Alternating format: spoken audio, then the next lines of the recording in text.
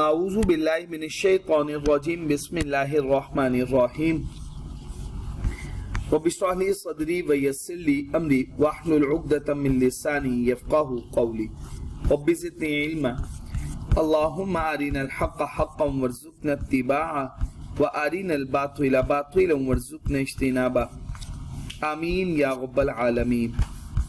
अल्लाहुम्मा तहिर क़ुलूबना मिनन निफ़ाक़ व अअमालना मिनर रिया व अलसिनतना मिनल कज़िब व अअयुनना मिनल ख़ियाना फ़इन्नका तअलमु ख़ाइनतल अयुनि व मा तुख़फ़िस सुदूर आमीन या रब्बल आलमीन। अब एक थीम समझना, एक लॉजिक समझनी है। ये बेसिकली बात होने लगी है वेबसाइट पे। लेट्स सपोज एक वेबसाइट है, कंपनी ने एक वेबसाइट बनाई, बेसिकली वेबसाइट को डेवलप किया,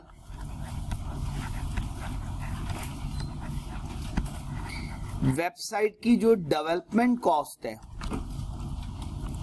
उसको एक्सपेंस बनाया जाए या उसको कैपिटलाइज किया जाए, ये कंफ्यूजन है। वेबसाइट की कॉस्ट को कैपिटलाइज किया जाए या उसको खर्चा बनाया जाए। जी फरदीन साहब, ये एक इशू, हाँ सवाल है जी, शाबाश, बिल्कुल सही जवाब। इन्होंने कहा कि हमें पहले उसका पर्पस देखना होगा। अगर तो इसका पर्पस सिर्फ इंफॉर्मेटिव है,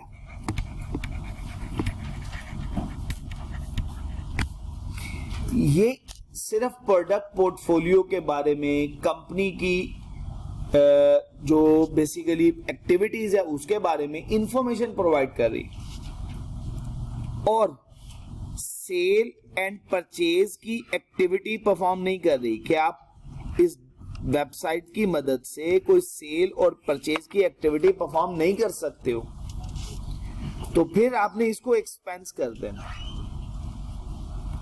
ऑन द अदर हैंड, अगर तो आप इससे सेल एंड परचेज की एक्टिविटी भी परफॉर्म कर रहे हो, जैसे आजकल वेबसाइट है, वेबसाइट में ऑनलाइन ऑर्डर्स प्लेस होते हैं, ऑर्डर प्लेस होते हैं, इसका मतलब है कि ये एक्टिविटीज सेल और परचेज की एक्टिविटी भी परफॉर्म कर रही है, तो ऐसी वेबसाइट की कॉस्ट कैपिटलाइज होगी। लेकिन अब सारी कॉस्ट कैपिटलाइज नहीं होगी, कौन कौन सी कैपिटलाइज होगी, कौन सी नहीं होगी, सवाल ये है। अच्छा, पहले इस बात को रुक के समझते हैं। आकिब भाई, अगर कोई वेबसाइट हम इंफॉर्मेशन बेस पे बना रहे हैं तो उसकी कॉस्ट को हम एक्सपेंस क्यों बना रहे हैं, हम कैपिटलाइज क्यों नहीं कर रहे? आकिब साहब कह रहे हैं इस वजह से क्योंकि हमें पता ही नहीं है प्रोबेबल फ्यूचर इकोनॉमिक बेनिफिट मिलेगा भी या नहीं मिलेगा। वो तो सिर्फ इंफॉर्मेशन प्रोवाइड कर रही है कंपनी के बारे में, उसके पोर्टफोलियो के बारे में, कंपनी के ऑपरेशंस के बारे में, कंपनी की प्रोडक्ट्स के बारे में, लेकिन कोई उसकी मदद से कंपनी को इकोनॉमिक इनफ्लो ऑफ रिसोर्सेज तो नहीं होंगे, तो एसेट की डेफिनेशन तो मीट ही नहीं कर रही। तो जब प्रोबेबल फ्यूचर इकोनॉमिक बेनिफिट ही नहीं है, हाउ इज इट पॉसिबल कि हम उसकी बेस पे उसको एसेट रिकॉर्ड कर लें? तो हमें क्या करना होगा, उसे एक्सपेंस रिकॉर्ड करना। बट अगर उससे कोई सेलिंग एक्टिविटी भी होगी, इसके अलावा बाकी इंफॉर्मेशन में इंफॉर्मेटिव पर्पस के लिए भी है, लेकिन साथ ही साथ सेलिंग एक्टिविटी भी परफॉर्म करी, तो प्रोबेबल फ्यूचर इकोनॉमिक बेनिफिट इससे हासिल होंगे, तो हम उसको कैपिटलाइज भी करेंगे, लेकिन सारी कॉस्ट नहीं। इसके हम 4 फेजेस बना के पढ़ेंगे। ठीक हो गया जी बच्ची? अब इस टॉपिक को हम बड़ी डिटेल में पढ़ते हैं। इसके 2 माजी में सवाल आ चुके हुए, एक रीसेंट अटेम्प्ट का सवाल है, वो बाद में ऐड कर लेंगे, लेकिन 2 सवाल अभी हमने इसी टॉपिक के साथ करके जाने। एक आप लोग करेंगे पहले, बाद में दूसरा सवाल मैं करवाऊंगा आप लोग। बिस्मिल्लाहिर्रहमानिर्रहीम। एंटिटी इंकर करती है एक्सपेंडिचर डेवलपमेंट में और ऑपरेशंस में अपनी वेबसाइट पे। अब वेबसाइट फॉर इंटरनल और एक्सटर्नल एक्सेस के लिए, जो वेबसाइट डिजाइन की जाएगी एक्सटर्नल एक्सेस के लिए, वो मुख्तलिफ पर्पसेस के लिए इस्तेमाल होती है, जैसे प्रमोट करना अपने बिजनेस को, एडवर्टीजमेंट पर्पस के लिए होता है, अपनी प्रोडक्ट को और अपनी सर्विसेज को, और इसके साथ साथ प्रोडक्ट को सेल भी किया जाता है, सर्विसेज को सेल भी किया जाता है। वेबसाइट इंटरनल एक्सेस के लिए डिजाइन की जाती है, जिसमें कंपनी की पॉलिसीज वगैरह स्टोर होती है, कंपनी की डिटेल्स मौजूद होती है, और इसके अलावा अदर रेलिवेंट इंफॉर्मेशन को हम सर्च कर सकते हैं। मेन इशू क्या है, जो इंटरनली जनरेटेड वेबसाइट है, क्या उसको इंटेंजिबल एसेट बनाए? क्या वो IS 38 के मुताबिक इंटेंजिबल एसेट है? हमने ये फैसला करना, और अगर है तो इसकी अप्रोप्रिएट अकाउंटिंग ट्रीटमेंट क्या है, ये इशू है, ये हमने जानना है। इंटेंजिबल एसेट की डेफिनेशन मीट करता है, अकाउंटिंग ट्रीटमेंट क्या है। Exclusion from the scope, SIC 32 does not apply to expenditure on purchasing, developing, operating hardware के ऊपर ये अप्लाई नहीं होता। इसका मतलब ये किस पे अप्लाई नहीं होता? हार्डवेयर पे नहीं अप्लाई होता ये। अगर हार्डवेयर खरीद रहे हैं तो हार्डवेयर किसके स्कोप में है? बिल्कुल ठीक हो गया, IAS 16 के स्कोप में है, वो इसके स्कोप में नहीं है। जैसे सर्वर मशीन खरीद लेना, वो क्या है? टेंजिबल है, किसके मुताबिक रिकॉर्ड होगी? IAS 16 के मुताबिक। ठीक हो गया ना? वेब सर्वर हो गया, कोई भी सर्वर मशीन हो गई, वो IAS 16 के स्कोप में है, ना ही IAS 38 के स्कोप में, ना ही SIC 32 के स्कोप में। ये बात याद रखिए। दूसरी बात,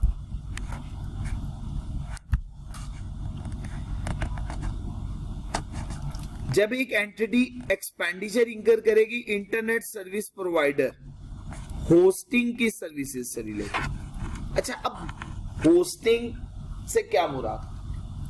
जब भी कोई वेबसाइट बनती है ना, तो दो चीजें चाहिए होती हैं। सबसे पहला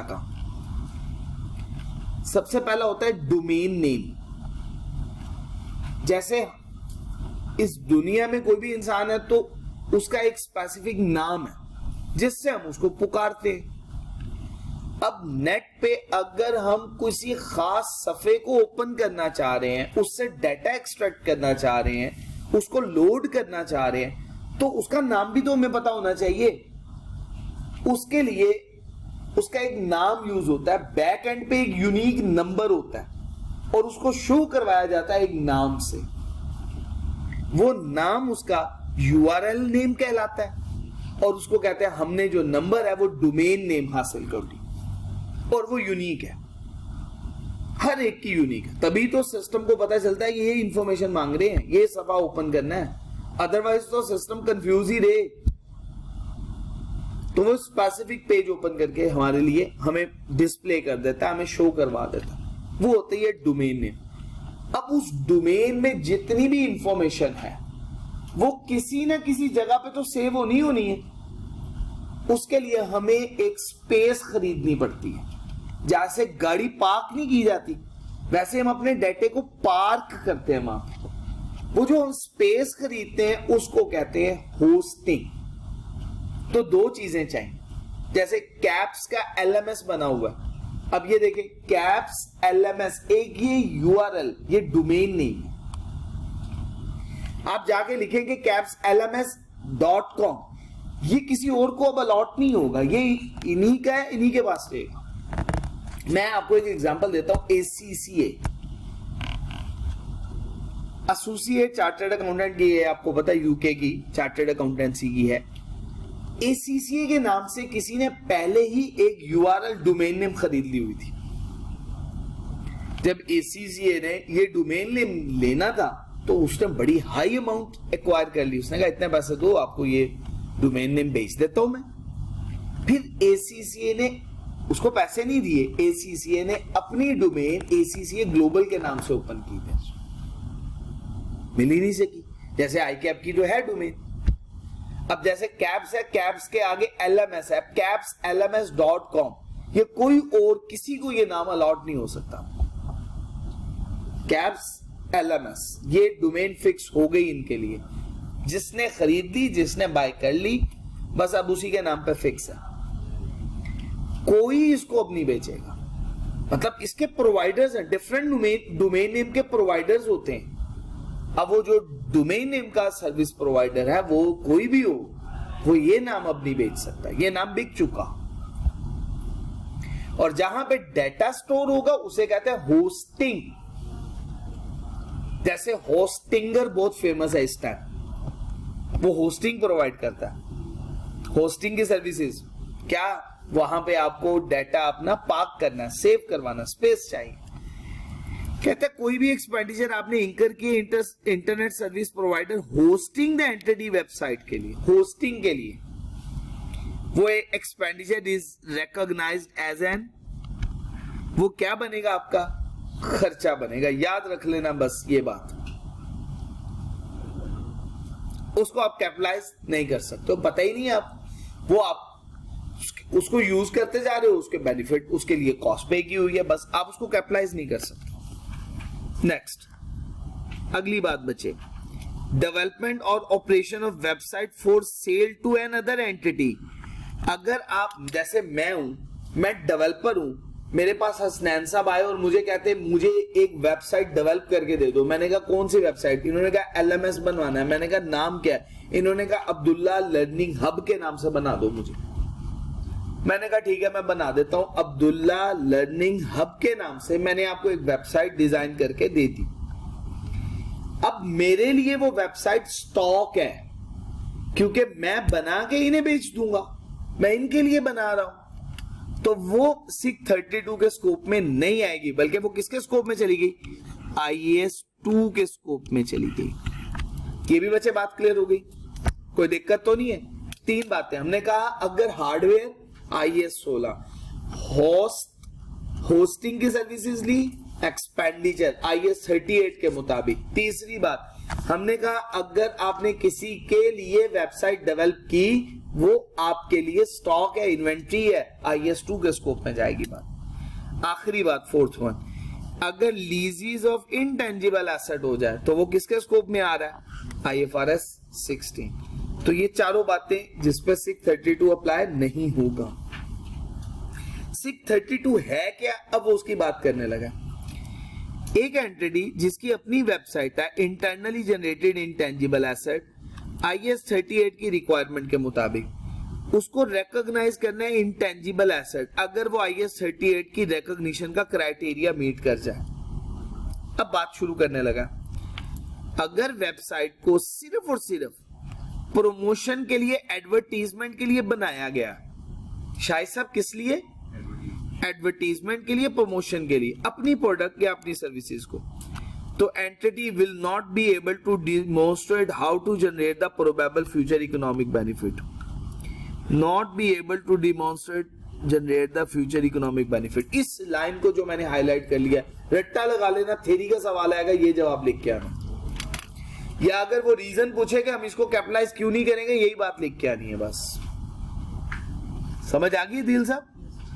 not be able to demonstrate how it will generate probable future economic benefit.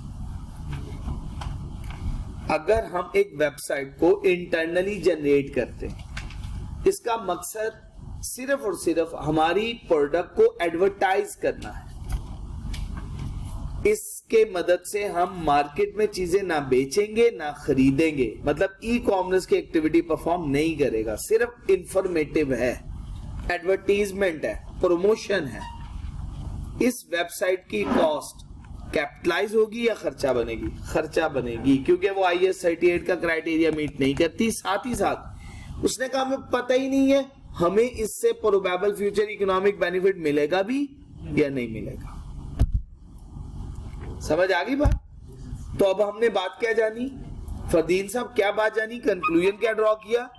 अगर इंटरनली जनरेटेड वेबसाइट है और वो प्रमोशन पर्पस के लिए, एडवर्टीजमेंट पर्पस के लिए, तो उससे हम ये नहीं जान सकते कि हमें उससे प्रोबेबल फ्यूचर इकोनॉमिक बेनिफिट हासिल होगा या नहीं होगा, इस वजह से हम उसको कैपिटलाइज नहीं कर सकते। जीशान साहब बात क्लियर है? तमाम एक्सपेंडिचर इस वेबसाइट की डेवलपमेंट के क्या बना देना है आपने? क्या बनाना है? खर्चा। हमारे साथ बात क्लियर है? आखिरी बात, नेचर ऑफ ईच एक्टिविटी, इसकी जो हर एक्टिविटी होगी, एक्सपेंडिचर जो हमने इंकर किए हैं, एम्प्लॉय को ट्रेनिंग दी, मेंटेन किया वेबसाइट को, वेबसाइट स्टेज ऑफ डेवलपमेंट या post development should be evaluated to determine the appropriate accounting treatment. सही होगा जी। अब हमें एक्टिविटीज देखनी है। अगर पर्पस क्या है, वेबसाइट बना के हमारा मकसद होगा अदील साहब वेबसाइट बनी, प्रमोट भी करेगी प्रोडक्ट को, साथ साथ हम चीजें बेचेंगे भी। जैसे आप मुझे बताइएगा, अगर किसी अमेज़न है, अमेज़न पे क्या करते हैं? बाइंग एंड सेलिंग होती है या नहीं होती? होती है। ग्रास पी के होती है, इसमें कमर्शियल एक्टिविटी हो रही है।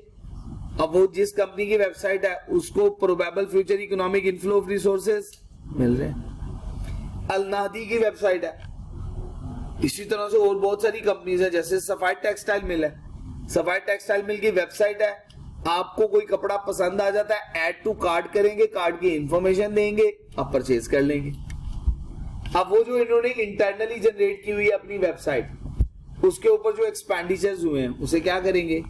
कैपिटलाइज। लेकिन सारे नहीं, कौन कौन से करने ये जानने लगे अब हम। कहता है उसके लिए स्टेजेस बना दे। मैंने बोला था कितनी स्टेजेस बनानी है? कितनी stages?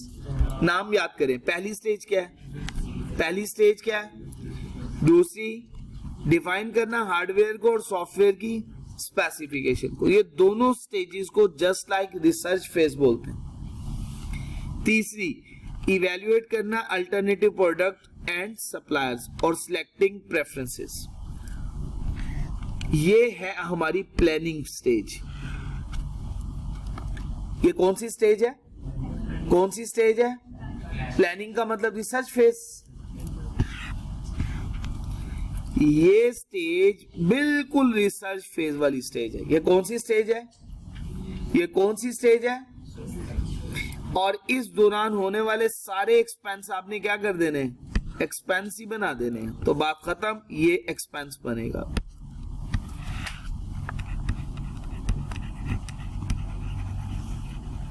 In profit and loss.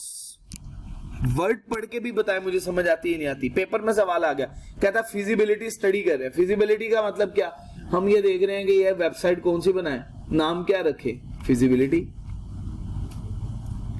दूसरे नंबर पे इसके लिए हार्डवेयर की क्या रिक्वायरमेंट होगी, सॉफ्टवेयर की क्या रिक्वायरमेंट होगी। मोहसिन साहब के पास मैं गया, मोहसिन साहब से जाके कहा मोहसिन साहब मुझे एलएमएस तैयार करवाना है। मोहसिन साहब ने कहा ठीक हो गया, एलएमएस तैयार करवा दूंगा।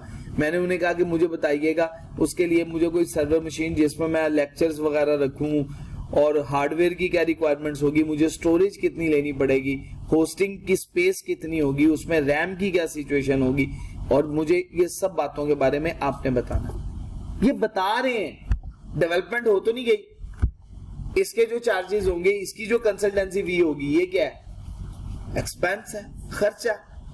अभी तो हम डिफाइन कर रहे हैं, बता रहे हैं, अभी डेवलपमेंट नहीं हुई है कुछ भी। इसी तरह से इवैल्यूएट कर रहे हैं क्या इसके अलावा कोई और, जैसे होस्टिंगर भी हमें प्रोवाइड करता है, वन होस्ट वाले भी हमें होस्टिंग प्रोवाइड कर, इसके अलावा भी बहुत सारे हैं। अब मैं होस्टिंगर से लूं, वन होस्ट से लूं, या और किससे लूं, ये मैं इवैल्यूएट कर रहा हूं। अल्टरनेटिव ऑप्शन कौन कौन सी मेरे पास मौजूद है। क्या बन गई वेबसाइट?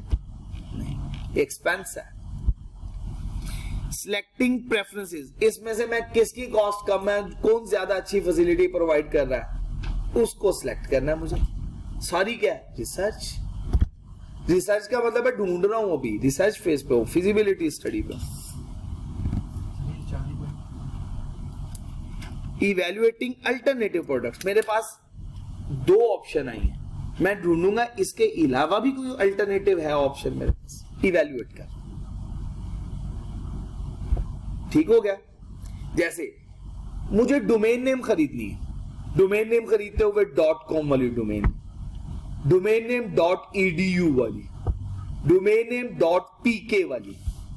अब ये डोमेन्स है, मैंने इवेल्युएट करना है कि मैं कौन कौन सी अल्टरनेटिव प्रोडक्ट्स हैं और किसकी तरफ जाऊं, और किसकी कॉस्ट ज्यादा है, किसकी कॉस्ट कम है, किसके लिए मुझे, अगर मैं जैसे EDU लेना चाह रहा हूं, वो EDU के लिए अप्रूवल लेनी पड़ेगी आपको सबसे पहले कि आपका एजुकेशन जिस बोर्ड से अप्रूव है, आपको वो उसका वो सर्टिफिकेट सबमिट करवाना पड़ेगा। देखिए जी, हमारी एजुकेशनल इंस्टीट्यूशन अप्रूव्ड है, EDU फिर यूज कर सकते हैं, और उसके लिए और भी बड़ी रिक्वायरमेंट्स होती है। नेक्स्ट आ गया डेवलपमेंट स्टेज। ये अब शुरू होने लगी है डेवलपमेंट स्टेज हमारी, ये सबसे इंपॉर्टेंट है। वर्ड टू वर्ड एक एक बात को समझना, पेपर में इसी नाम से आने हैं, फिर गलती नहीं होगी हमसे। फरदीन साहब एप्लीकेशन इंफ्रास्ट्रक्चर डेवलपमेंट की है, इसको कैपिटलाइज करना है, लेकिन कैपिटलाइज कब करना है? जब वो पायरेट की कंडीशन 6 की 6 कंडीशन पूरी कर जाए, तो क्या कर दें इसको? कैपिटलाइज।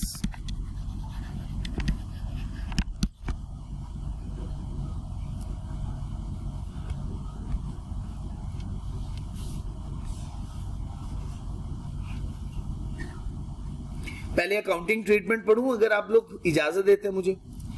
ये है अकाउंटिंग ट्रीटमेंट। अकाउंटिंग ट्रीटमेंट क्या? अकाउंटिंग ट्रीटमेंट एक्सपेंस चार्ज करना है अगर मकसद सिर्फ एडवर्टीजमेंट है, प्रमोशन है। बात समझ आ गई? अगर सिर्फ मकसद क्या है तो फिर क्या करें? कैपिटलाइज करना है to the extent that content is developed other than advertise or promote entities own product or services। जितना डेवलपमेंट से रिलेटेड है उतना हिस्सा आपने कैपिटलाइज कर दिया। Past expense shall not be reinstated as an asset. क्या कह रहा है ये बात? रिसर्च फेज के दरमियान दौरान होने वाले तमाम एक्सपेंडिचर एक दफा प्रॉफिट एंड लॉस अकाउंट में चार्ज कर दिए, दोबारा आप रिवर्स करके उससे कैपिटलाइज नहीं कर सकते हो, रीइंस्टेट कहते हैं उसे। शुरू करते हैं। पहली बात, obtain a domain name. Domain name हासिल करना। पहले हम कर रहे थे फिजिबिलिटी कौन सी लें, अब हमने बाय कर ली। पहले हम एनालिसिस कर रहे थे, अब हमने बाय कर ली। डेवलपमेंट शुरू हो गई। पहले हम ये सोच रहे थे कि क्या हम होस्टिंग खरीदें, होस्टिंगर से इधर से खरीदें, इधर से खरीदें। वो क्या थी? हमारी इवैल्यूएशन।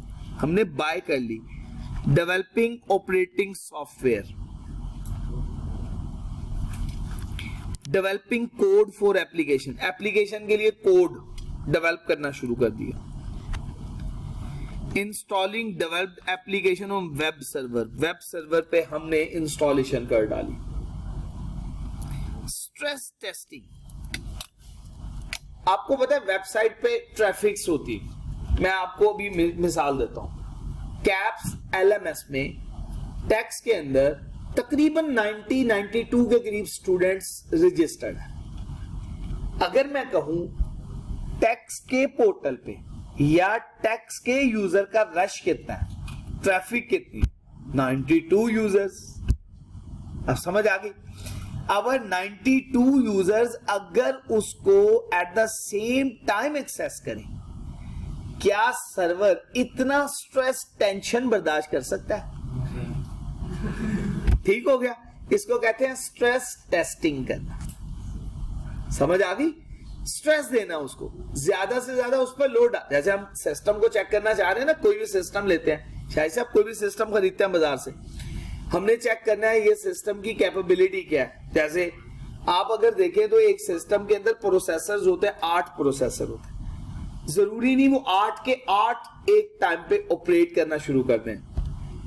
हम उसके ऊपर लोड डालते जाते हैं और फिर हम देखते हैं ये सारे के सारे यूज होते हैं और इसकी एफिशिएंसी में कोई फर्क तो नहीं पड़ता। हम जितनी भी एप्स ओपन करके देख रहे होते हैं, इसी तरह से मोबाइल को भी यूज करके देखते हैं। ये क्या है? Stress testing. उसको स्ट्रेस देना, ज्यादा से ज्यादा उससे काम करवाना, फाइल्स ओपन करना। Graphical design development. वेबसाइट को जब हम ओपन करते हैं तो वेबसाइट का एक लेआउट होता है, उसको कहते हैं ग्राफिकल डिजाइन। अपीयरेंस कैसी होगी वेबसाइट की, वेब पेज की? कंटेंट डेवलपमेंट, उसके अंदर जो डाटा मौजूद है, जैसे सबसे पहले हम उसके कॉन्टैक्ट्स मौजूद होंगे, इसके अलावा वो आपके पोर्टल के ऊपर कितने सब्जेक्ट हैं, प्रोग्राम्स कौन कौन से मौजूद हैं, ठीक हो गया, कौन कौन से टीचर्स पढ़ा रहे हैं, कौन कौन सा सब्जेक्ट ऑफर किया जा रहा है। इसी तरह से कंपनीज के बारे में भी इंफॉर्मेशन होती है, कंपनी का प्रोडक्ट पोर्टफोलियो क्या है, कंपनी के डिपार्टमेंट्स कौन कौन से हैं, कंपनी के फाइनेंशियल स्टेटमेंट्स हैं, ये सारी ये कंटेंट है, ये उसका क्या मौजूद है, कंटेंट। क्रिएट करना, परचेजिंग करना, प्रीपेयरिंग करना, upload information on the website before completion of the websites development.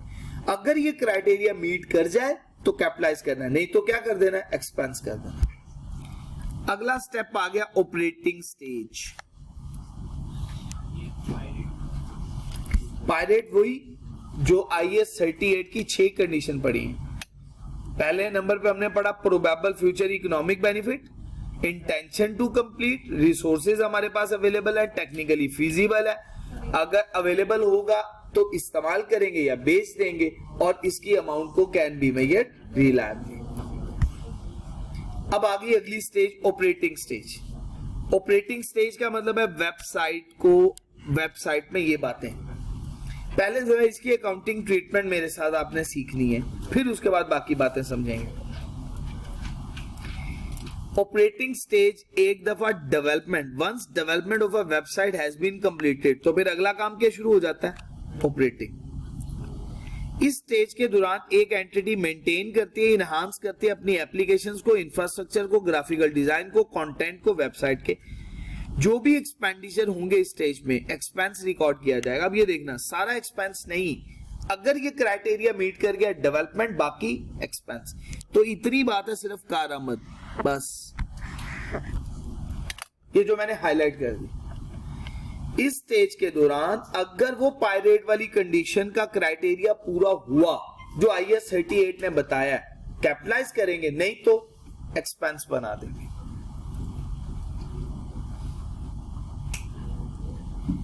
जी बच्चे, बात क्लियर हो गई?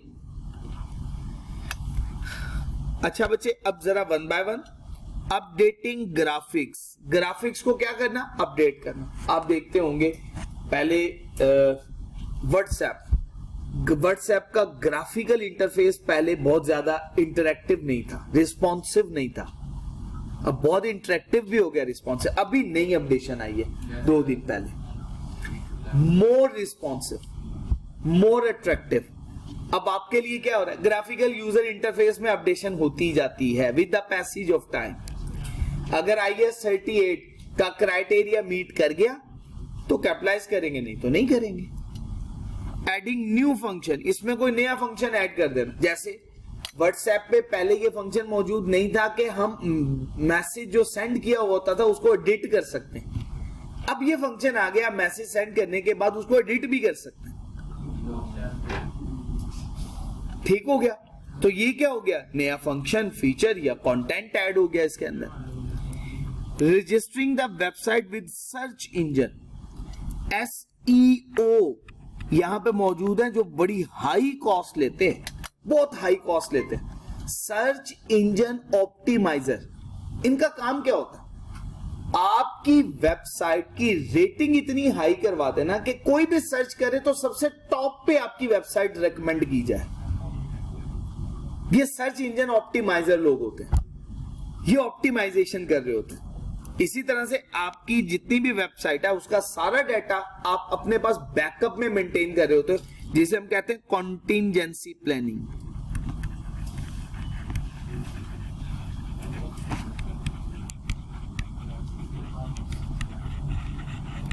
इसके अलावा सिक्योरिटी एक्सेस।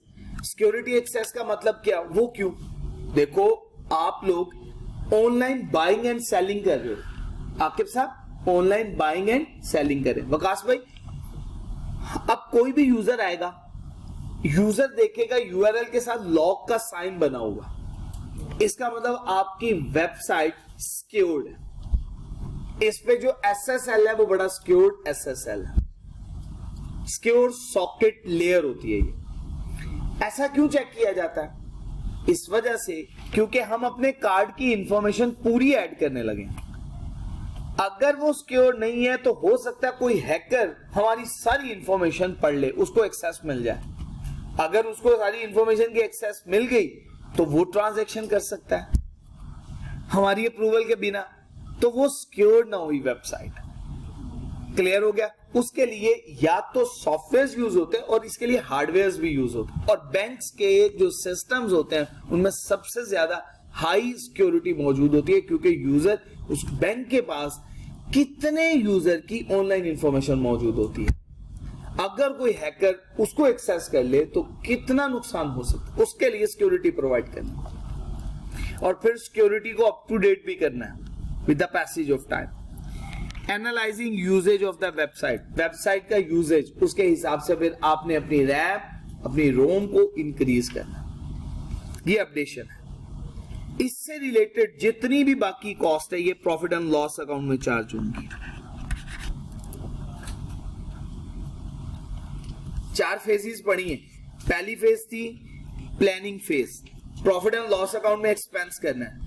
दूसरी डेवलपमेंट फेज, क्राइटेरिया मीट कर गई कैपिटलाइज करना है। ऑपरेटिंग स्टेज, क्राइटेरिया मीट कर गई प्रॉफिट एंड लॉस अकाउंट में आपने अगर क्राइटेरिया मीट कर गया तो कैपिटलाइज, नहीं मीट किया तो प्रॉफिट एंड लॉस अकाउंट में। और उसके अलावा जितनी भी कॉस्ट होगी ये प्रॉफिट एंड लॉस अकाउंट में एक्सपेंस आउट होगी।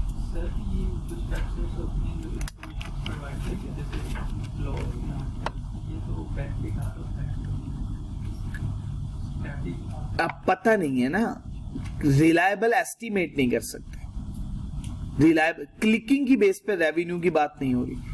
आप अपनी प्रोडक्ट को मार्केट में सेल करेंगे, उससे जो रेवेन्यू जनरेट होगा उसको प्रोबेबल करना है कि हमने इतनी प्रोडक्ट्स ऑनलाइन के थ्रू सेल करनी, वो प्रोबेबल फ्यूचर इकोनॉमिक बेनिफिट। उसकी बेस के ऊपर वो, जैसे मैं आपको मिसाल देता हूं, कुछ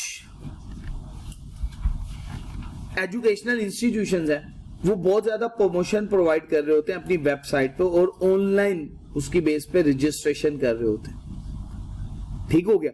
ये क्या है?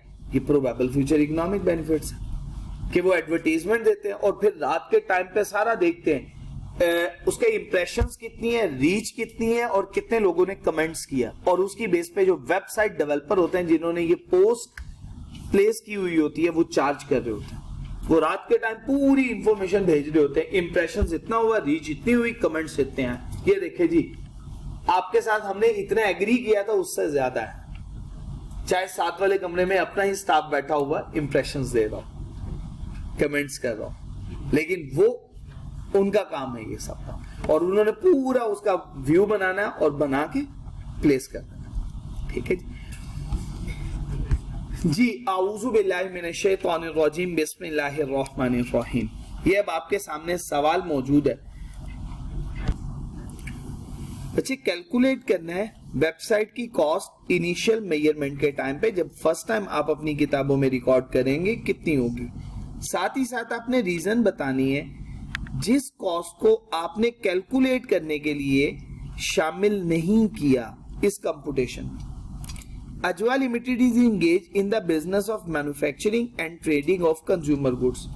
1 जुलाई 2021 को एएल ने लॉन्च की अपनी वेबसाइट। अगर वेबसाइट है तो कौन सा स्टैंडर्ड इस पे अप्लाई हो गया? 632B और IAS 38B। याद रखनी है ये बात। Online sale of its product, sale का काम आ गया। इसका मतलब है अब हमें कैपिटलाइजेशन के बारे में सोचना है। अगर सिर्फ ये कह देता एडवर्टीजमेंट प्रमोशन तो फिर तो बात ही खत्म थी, सारे का सारा खर्चा ही कहां रिपोर्ट होना था? प्रॉफिट एंड लॉस अकाउंट में। वेबसाइट डेवलप हुई है इंटरनली, जिसने रिकॉग्निशन क्राइटेरिया मीट किया कब? 1 मई 2021 को। ये डेट बच्चे बात क्लियर है जी। Directly attributable cost incurred for the website are as follows. अब बताइएगा, हार्डवेयर और सॉफ्टवेयर की एप्लीकेशन को डिफाइन करना, कैपिटलाइज। बात समझ में आ गई है जी, कोई मुश्किल बात तो नहीं। हम क्या बताएंगे? ये प्लानिंग फेज का हिस्सा। ठीक हो गया जी, तो ये तो नहीं होगी। सैलरीज एंड जनरल ओवरहेड जनवरी से जून, 1 मई को क्राइटेरिया मीट किया, 2 माह का। 6 को 6 से डिवाइड किया, मल्टीप्लाई किससे कर दिया 2 से, तो कितना आ जाएगा 2। कोई दिक्कत तो नहीं है यहां तक? ये बात क्लियर हो गई बच्चे? अच्छा जी बच्चे, नेक्स्ट बिस्मिल्लाहिर्रहमानिर्रहीम। इसके बाद development of the content, content की डेवलपमेंट हो रही है बच्चे। Development of the content May to June 7 पूरे का पूरा आ जाएगा। किसी बच्चे को कोई दिक्कत? Registering website with search engine, वो मैंने आपको सर्च इंजन ऑप्टिमाइजर के भी एग्जांपल भी दी, ये उसने कहा। अच्छा बच्चे, annual fee for website hosting, क्यों?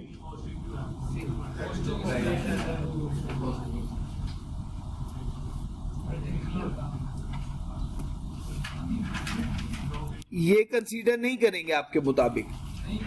नहीं करेंगे। चले जी, employ training cost, discount offer for logging on the website, ये प्रमोशनल एडवर्टाइजमेंट की एक्टिविटी है, इसको काउंट फॉर नहीं किया जाएगा। All cost were incurred evenly throughout the mentioned period. अब आप बताइएगा कॉस्ट कितनी हो गई टोटल? कोई मुश्किल बात तो नहीं है बच्चे? कोई दिक्कत? ये आपके सामने मौजूद है जी। अच्छा, अब आपको सिर्फ एक जगह पे प्रॉब्लम हुई थी, वो ये वाली थी।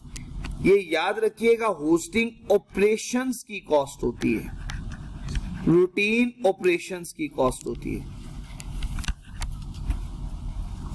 ये ऑपरेटिंग एक्सपेंस है which is of recurring nature. वो कहता था सालाना फी है, हर साल की फी को कैपिटलाइज करने बैठेंगे, वो तो पॉसिबल नहीं है। तो ये तो ऑपरेटिंग एक्सपेंस है, इसको हम कैपिटलाइज नहीं करेंगे। यहां तक बच्चे बात क्लियर? अच्छा बच्चे, अब आपके सामने क्वेश्चन नंबर 25 है, जल्दी से इसको भी सॉल्व करो। इसके साथ लिखना है आरएल, रिवीजन लेवल क्वेश्चन।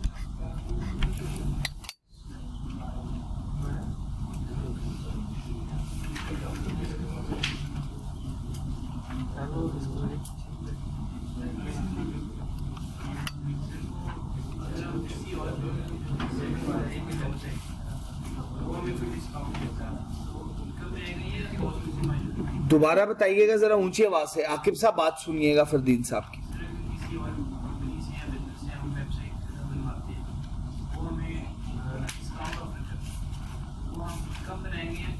अगर वो डिस्काउंट ऑफर करता है तो हमारी कॉस्ट उतनी अमाउंट से रिड्यूस हो जाएगी ना, वो रिबेट के जुमरे में आती है। IAS 38 में हमने पढ़ा था कॉस्ट माइनस रिबेट, रिबेट का मतलब ही डिस्काउंट होता है।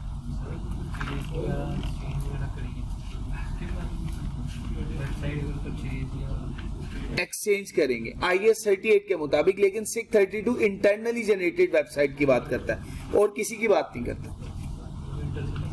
हाँ, इंटरनली जनरेटेड। ये टॉपिक जब हमने शुरू किया था तो बात यही की थी, इंटरनली जनरेटेड।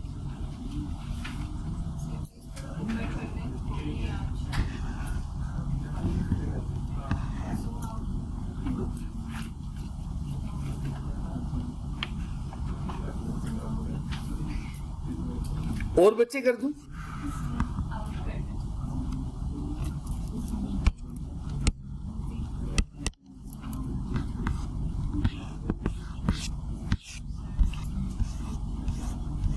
ये पेज उसने चेंज कर दिया।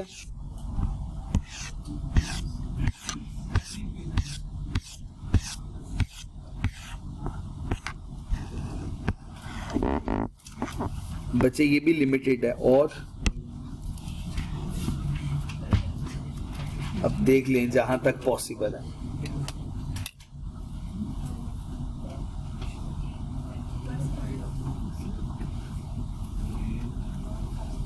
इसकी पिक्चर ले लो बच्चे और फिर पॉसिबल हो सकता।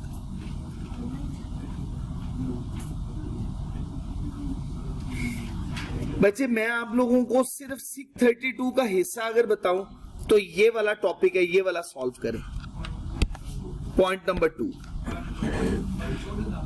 बाकी अभी फिल वक्त स्किप करें, पॉइंट नंबर 2 पे फोकस करें।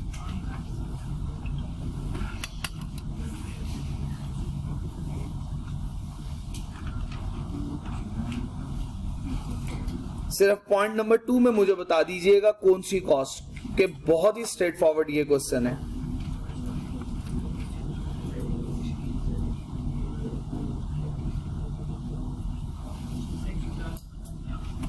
जी बिल्कुल, इंशाल्लाह जी 2 घंटे की क्लास होगी।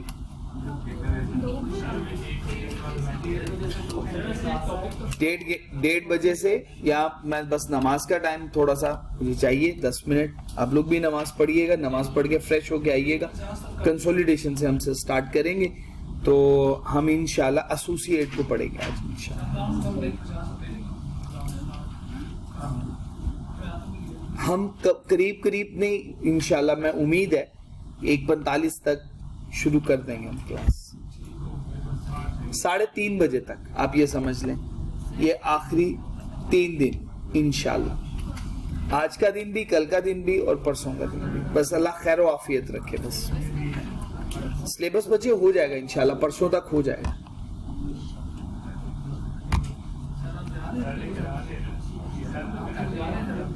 हाँ, मैं हफ्ते को जा रहा हूँ, नहीं इसीलिए तो जा रहा हूँ।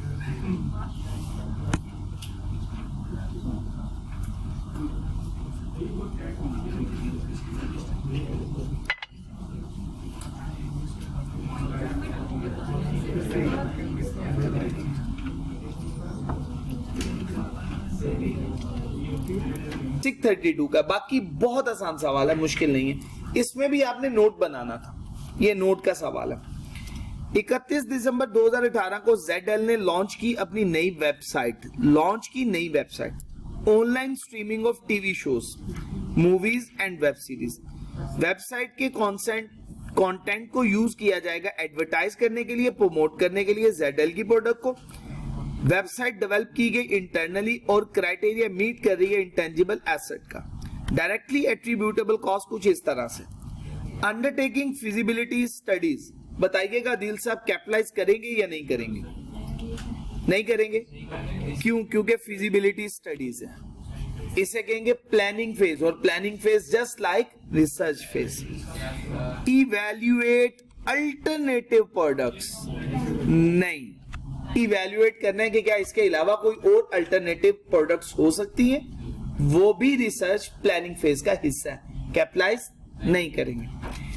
Acquisition of web server IAS 16 property plant and equipment के स्कोप में जाएगा। ये एसेट बनेगा लेकिन इंटेंजिबल नहीं है, ये टेंजिबल है। ये बात तो यहां पे खत्म होगी। Acquisition cost of operating system of web servers, क्या करेंगे इसको? ये भी IAS 16। Registration of domain name, बिल्कुल करेंगे। Stress testing,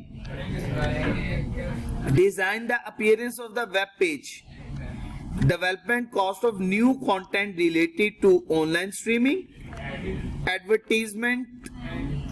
advertising of the website.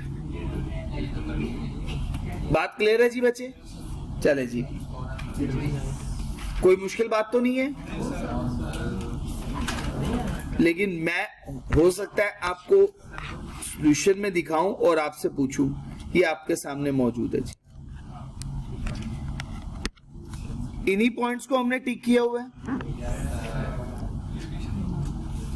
बाकी आपके लिए बहुत आसान है। हम इसकी बड़ी टेस्टिंग, इसके सारे सवाल हमने हल कर लिए। सिर्फ 2 सवाल ये जो आखिरी बचे थे वो मैंने आपके साथ पार्टली डिस्कस किए, बाकी स्ट्रेट फॉरवर्ड है जी। इसके MCQs बच्चे खुद से सॉल्व करेंगे। सुब्हानक अल्लाहुम्मा व बिहम्दिक अशहदु अल्ला इलाहा इल्ला अंता अस्तगफिरुका व अतूबु